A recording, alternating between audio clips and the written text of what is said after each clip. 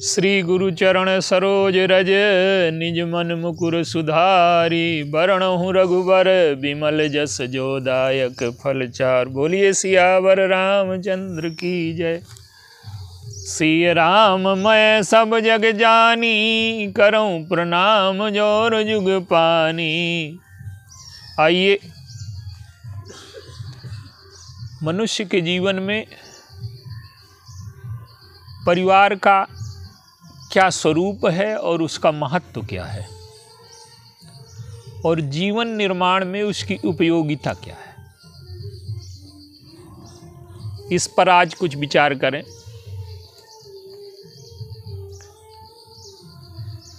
हम लोगों ने जो परिवार देखे, अभी बहुत समय नहीं है, परिवार एक पूर्ण संस्था थी, और परिवार की जो भूमिका है, अगर परिवार सशक्त नहीं तो राष्ट्र कभी सशक्त नहीं हो सकता। किसी मनुष्य से पूछा जाए कि आपका परिचय क्या है, यद्यपि हमारी संस्कृति में जो परिचय है हमारा, वो या तो ज्ञान की दृष्टि से कहा गया कि तत्त्वमसि, या भक्ति की दृष्टि से कहा गया कि ईश्वर अंश जीव अविनाशी। लेकिन आप देखें, व्यक्ति किसी का पुत्र है, किसी का पति है, किसी का भाई है, परिवार में उसके सैकड़ों रिश्ते हैं। इसके बाद भी वो समाज का एक नागरिक है, राष्ट्र का एक नागरिक है।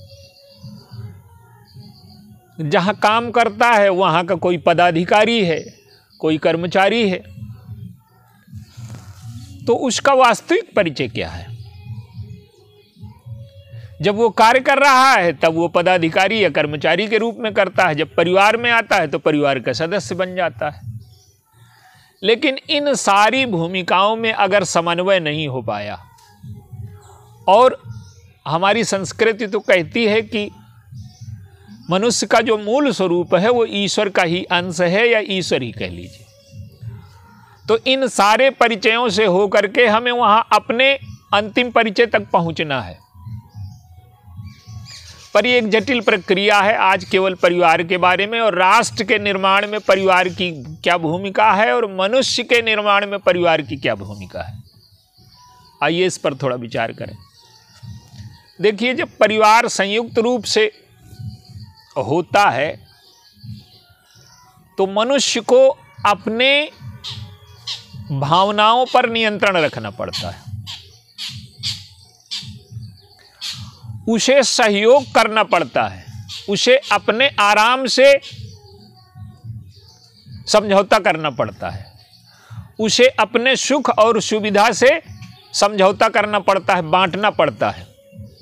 चाचा के लड़के हैं या अन्य लोग हैं, तो जब संयुक्त परिवार होता था तो कोई स्वतंत्र व्यक्तित्व नहीं होता था। स्वतंत्र व्यक्तित्व था व्यक्ति का, लेकिन स्वतंत्र व्यक्तित्व संयुक्त रूप से था।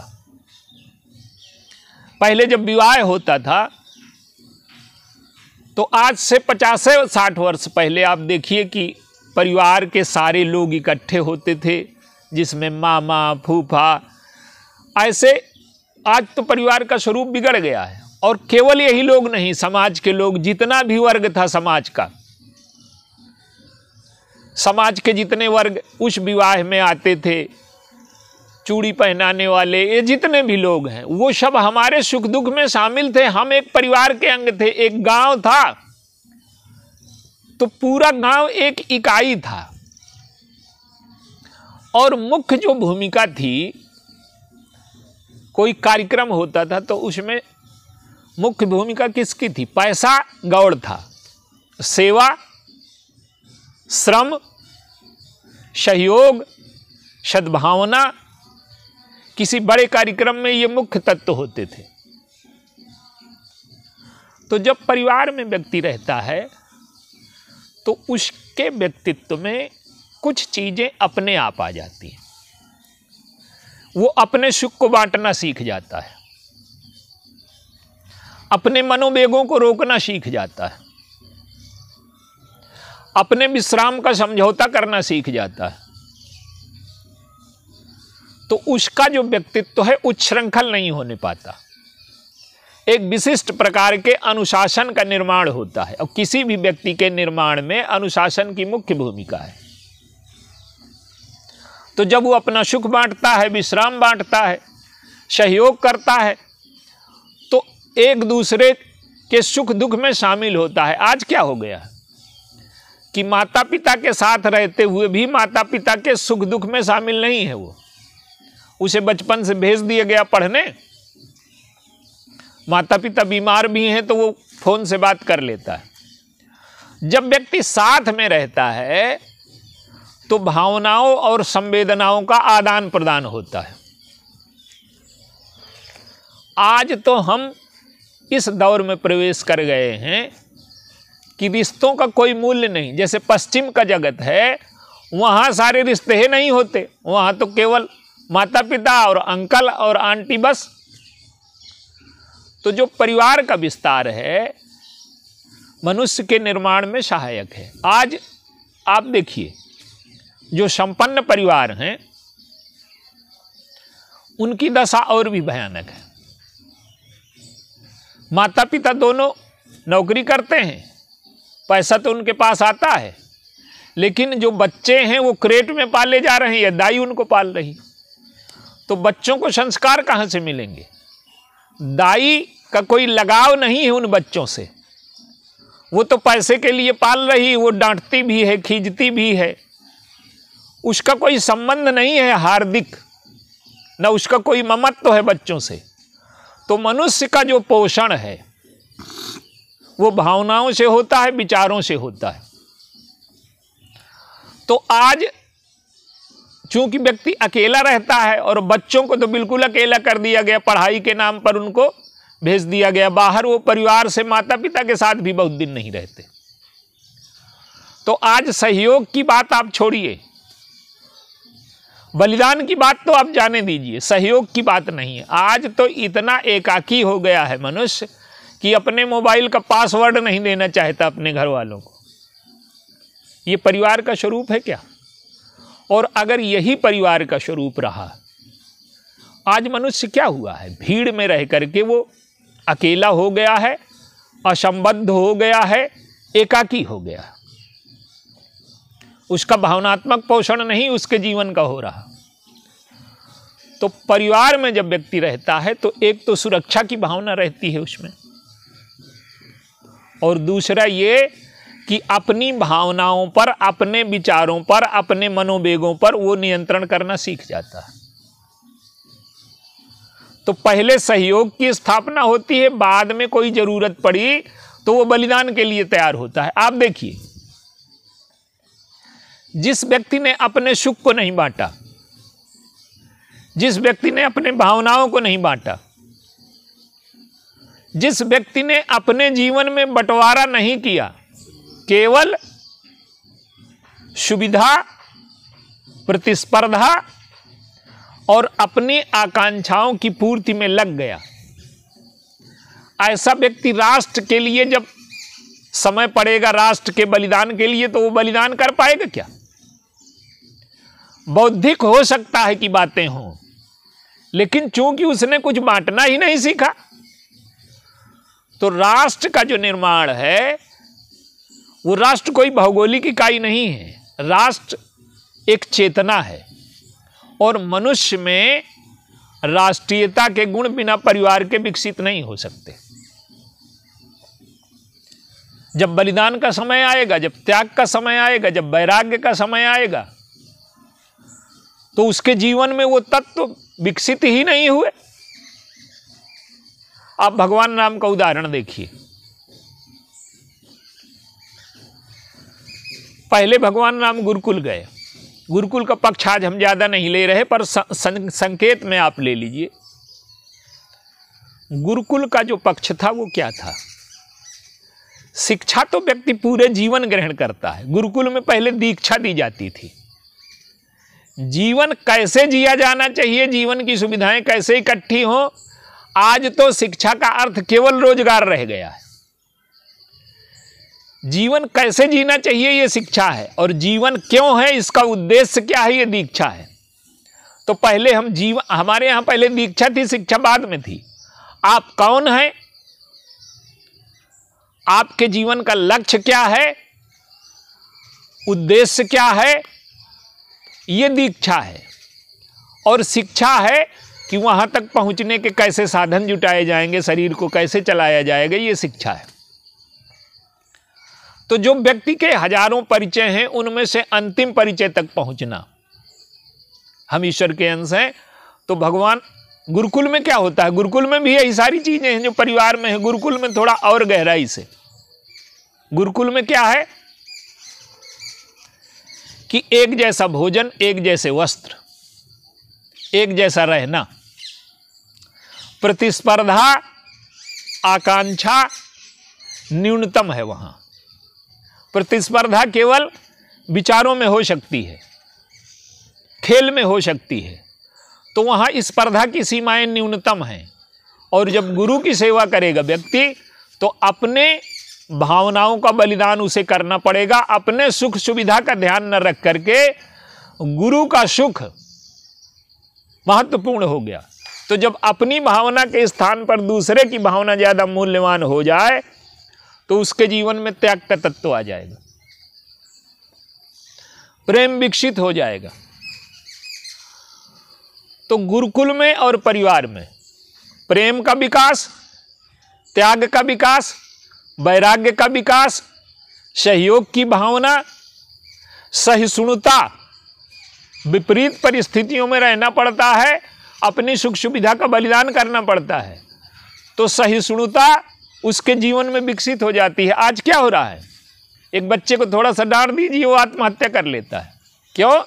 कि परिवार में वो रहा ही नहीं, उसके जीवन में सहिष्णुता का गुण ही नहीं विकसित हुआ।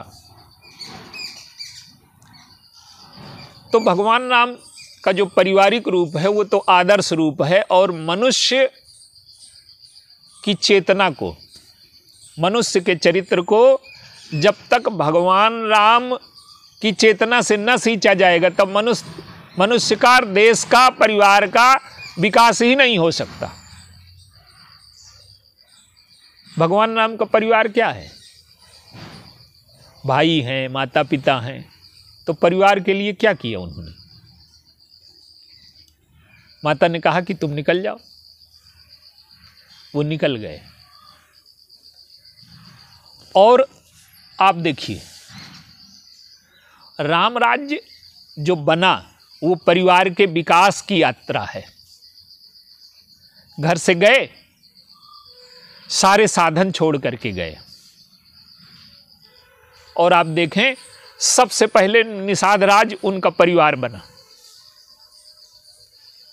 वो कहता है कि आप आ गए हैं तो देव धर्म धन धाम तुम्हारा, और मैं जन नीच सहित परिवारा। ये सब कुछ आपका है और मैं सारे परिवार समेत आपकी सेवा में हूं। दूसरा आप दृष्टांत देखिए, अयोध्या वाले पहुंच गए और ये जो वनवासी हैं, कोल की रात हैं, उनको मूल्य अधिक दे रहे हैं। तो वो कहते हैं कि नहीं, पैसे नहीं ले रहे वो, और कहते हैं कि आप तो हमारे अतिथि हैं, राम तो अब हमारे हैं ना। तो जब राम हमारे हो गए तो जो राम के अतिथि हैं उनसे पैसा लें तो हमारा धर्म चला जाएगा। ये अपनत्व विकसित हुआ उन कोल की रातों में जो राम के परिवार नहीं है। परिवार का मूल तत्व ये है कि परिवार में भावना विकसित, परिवार में पैसे का कोई ज्यादा मूल्य नहीं होता। परिवार में मूल्य होता है सहयोग का, भावना का।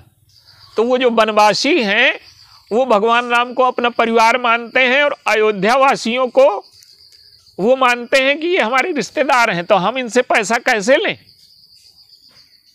आप देखिए, पहले उन्होंने निषाद राज को मित्र बनाया, परिवार बनाया, आगे चल करके शबरी को मां बनाया, गीधराज को पिता बनाया। गद्दी पर वो सबसे बाद में बैठे, पहले सुग्रीव गद्दी पर बैठे, निषाद राज को राजा बनाया, सुग्रीव को राजा बनाया और विभीषण को राजा बनाया। ये सब पारिवारिक भावना का विकास है। सुग्रीव कहते हैं कि रावण का भाई है, ये कपट के लिए आया होगा। जानी न जाए निशाचर माया, काम रूप के ही कारण आया। तो भगवान राम कहते हैं कि ये चाहे जितना कपट करने आया हो, हम इसको निष्कपटता से हरा देंगे। उस पर भरोसा किया, उसे युद्ध मंत्री बना दिया। और भगवान राम जानते हैं कि इसकी सम्मति ठीक नहीं है। समुद्र को पार करने में विभीषण की सम्मति व्यर्थ है, भगवान राम इस बात को जानते हैं।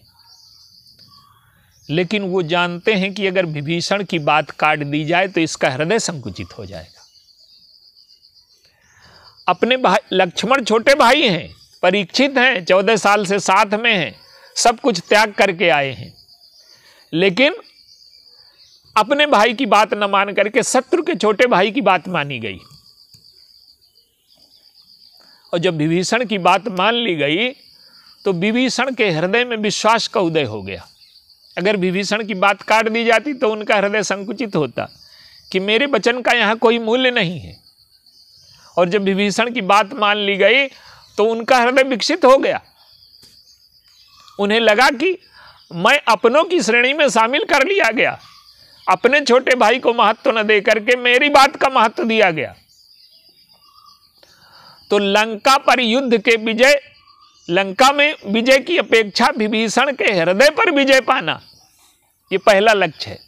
तो भगवान राम की जो यात्रा है वनगमन की, ये लोगों का हृदय जीतने की यात्रा है। और जो परिवार होता है, परिवार में हम अपने सेवा से, अपने त्याग से, अपने वैराग्य से, अपने परिश्रम से लोगों का हमें हृदय जीतना पड़ता है। हमें अपनी सुविधाओं से समझौता करना पड़ता है। तो मनुष्य में जो मनुष्यता है वो विकसित होती है। और आज हमारे समाज से पारिवारिक तत्व गायब हो रहे हैं। तो अगर इस राष्ट्र को महान बनाना है, हमारा राष्ट्र महान था, लेकिन हमारे राष्ट्र में सबसे पहले गुरुकुल तोड़े गए और पारिवारिक व्यवस्था तोड़ी गई। और अगर हम अपने गुरुकुलों को और पारिवारिक व्यवस्था को बहाल कर लें, शिक्षा केवल आजीविका का साधन न बन जाए, अनियंत्रित भावनाएं, केवल अपने लिए सोचना। आज क्या है व्यक्ति, वो 1.5 कमरे के मकान में रहता है शहर में, उसी को सब कुछ मानता है। वो प्रकृति के बारे में सोच पाएगा क्या? वो पर्यावरण के बारे में सोच पाएगा क्या? वो जीवन मूल्यों के बारे में सोच पाएगा क्या? वो राष्ट्र के बारे में सोच पाएगा क्या? तो अगर हमें जीवन को विकसित करना है तो हमें अपने गुरुकुल को और अपने परिवार को बचाना है और पारिवारिक मूल्यों को, क्योंकि ये हमारे जीवन में विकास की प्रक्रिया है। जब हम अपने सुख को बांटना, विश्राम को बांटना सीख जाते हैं और आवश्यकता पड़ी तो अपने सुख और विश्राम का बलिदान करके कष्ट, विपत्ति और संकट मोल लिया जाता है। किसी पर कष्ट है, कोई बीमार है, तो उस कष्ट में हम भागीदार बनते हैं। तो केवल सुख और विश्राम का बलिदान नहीं, कष्ट को, पीड़ा को, दुख को, इसको बांटना सीखा जाता है परिवार में। आप देखिए भगवान राम, हमने एक दूसरा, हमारे पास एक दूसरा दृष्टांत भी है महाभारत का। महाभारत का क्या है कि महाभारत का जो परिवार है वो सुख के बंटवारे का झगड़ा है, अधिकार के बंटवारे का झगड़ा है, स्वामित्व के बंटवारे का झगड़ा है। तो जब अधिकार, सुख और स्वामित्व को लेकर के हम स्वार्थी हो जाएंगे तो परिवार में भी झगड़े शुरू हो जाएंगे। और भगवान राम क्या करते हैं कि आप देखिए, अपने अधिकार छोड़ दिए, स्वामित्व छोड़ दिया, और रामायण में जो झगड़ा है परिवार में, जो भाइयों में, वो किस बात का झगड़ा है? और परिवार में जब यही झगड़े हमारे शुरू हो जाएंगे, और झगड़े कितने मीठे हैं, वो इस बात का झगड़ा क्या कहें, वो तो प्रेम है। भगवान राम चाहते हैं कि हमारे हिस्से का सारा सुख भरत के हिस्से में चला जाए। भरत जी चाहते हैं कि हमारे हिस्से का सारा सुख सुविधा अधिकार भगवान राम के हिस्से में चली जाए। लक्ष्मण जी अपना पूरा जीवन भगवान राम और सीता जी को सुखी करने के लिए लगा देते हैं। सुमित्रांबा अपने पुत्र को भेजते वक्त एक बार भी नहीं कहती कि बेटा तुम बन जा रहे हो तो अपना ध्यान रखना। क्या कहती हैं? जय न राम बन लाहि कलेसु, सोई सुख सुत करेउ इह उपदेशु। राम को कष्ट न होने पाए, मेरा उपदेश ये है। तो जब परिवार में इस बात का सहयोग शुरू हो जाए, या झगड़ा जो भी कहिए आप, कि हमारे हिस्से का सुख इनको मिल जाए और इनके हिस्से का कष्ट हमें मिल जाए, हमारे हिस्से की संपत्ति इन्हें मिल जाए, इनके हिस्से की विपत्ति हमें मिल जाए, हमारा अधिकार इन्हें मिल जाए,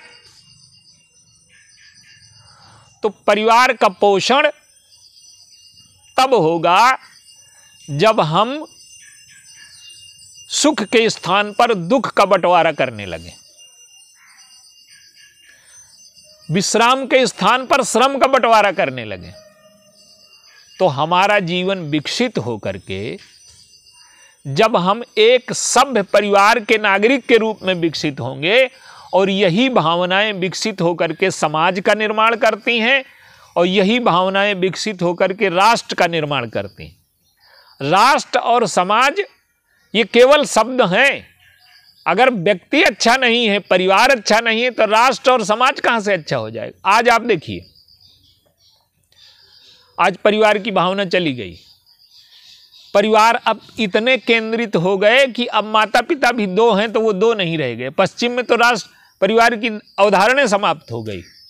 वहां तो न परिवार है और न रसोई बची।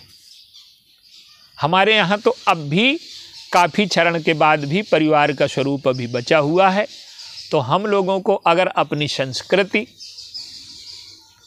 बचानी है, अपने राष्ट्र का विकास करना है, तो हम भगवान राम से सीखें कि किस प्रकार से उन्होंने परिवार भावना का विकास किया। निषाद राज हैं, शबरी हैं, सुग्रीव हैं, गीधराज हैं, विभीषण हैं, अंगद हैं। जब गए थे तब खाली हाथ गए थे, एक पैसा साथ में नहीं था, उदासी वेश में गए। इतना बड़ा युद्ध, संसार का सबसे बड़ा युद्ध बिना किसी पैसे के लड़ा गया। क्यों? कि वो सब परिवार थे। ये जितने बंदर हैं ये अपनी मां के लिए संघर्ष कर रहे हैं, जीवन मूल्यों के लिए संघर्ष कर रहे हैं। तो इतना बड़ा युद्ध परिवार भावना से लड़ा गया। फूट की समस्या प्रतिपक्ष के सामने है। रावण का चरित्र क्या है? परिवार में फूट डालना, अपनों को पराया बना लेना और दूसरों में भी फूट डालना। अयोध्या में भी फूट की समस्या आई, कैकेयी और मंथरा ने यही किया। लेकिन उस फूट को भगवान राम ने अपने प्रेम से, अपने त्याग से, अपनी तपस्या से, भरत जी ने उस फूट को अपने प्रेम से, अपने त्याग से, अपनी तपस्या से वो फूट नहीं पड़ने दी। स्वार्थ को पराजित किया गया, प्रेम को जिताया गया। तो जब परिवार में ये भावनाएं विकसित होती हैं, तो जब भगवान राम लौट करके आए तो गए थे खाली हाथ और लौटे तो पूरा पुष्पक विमान भरा था। और राम राज्य की जो पहली राजाज्ञा हुई, क्या हुआ? सारे सेवकों को बुलाया गया। ये सखा है मेरे, ये मेरे मित्र हैं, ये मेरे परिवार हैं, सबसे पहले इनको नहलाया जाए।